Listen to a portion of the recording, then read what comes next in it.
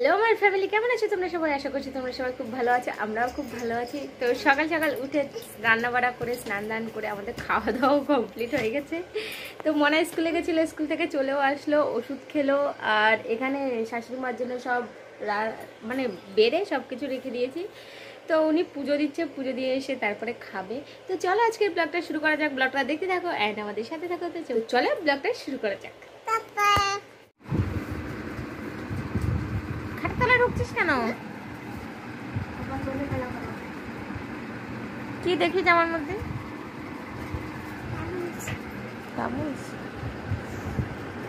রান্নাবাটি খেয়াল হয়ে যাবে। বস। একটা আইসক্রিম খেয়ে কি মন পোষায়? যে তেলে আইসক্রিম খায় সে যে আর নেই তো ওতে আছে। না।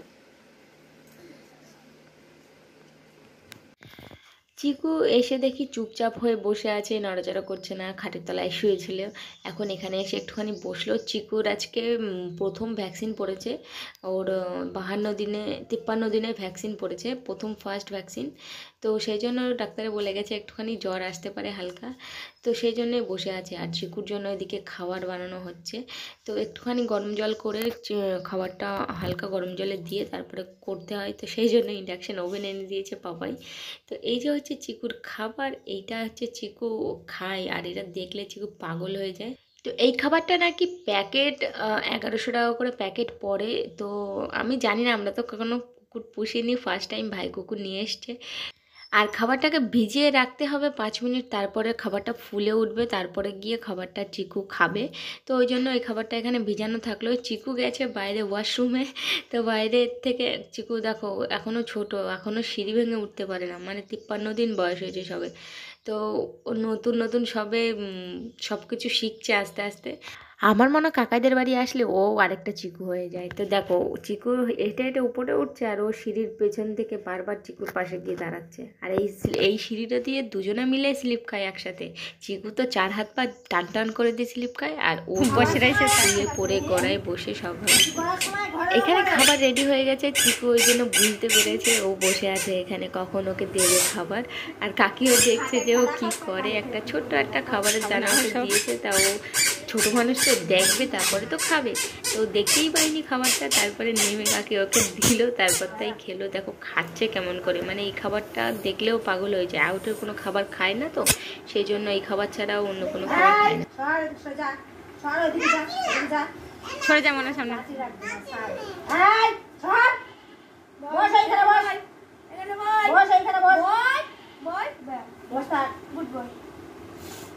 আবার আবার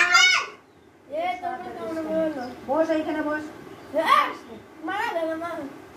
বস একখানা চট দেবো। বস এইখানে বস বস।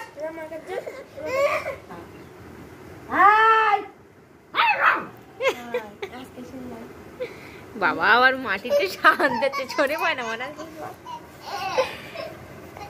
এই শুনলাম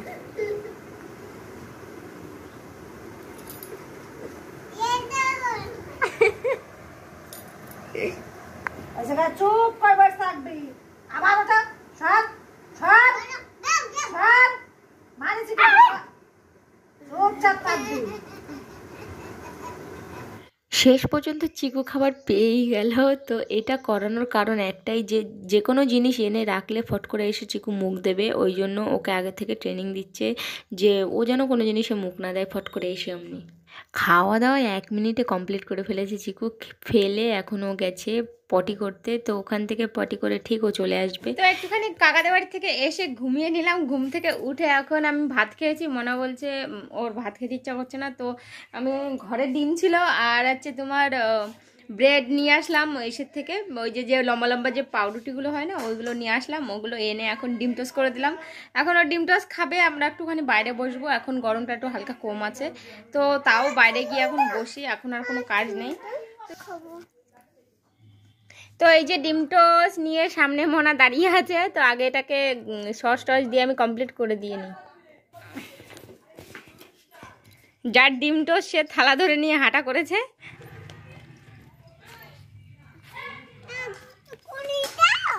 জুতো খুলে দিতে হবে।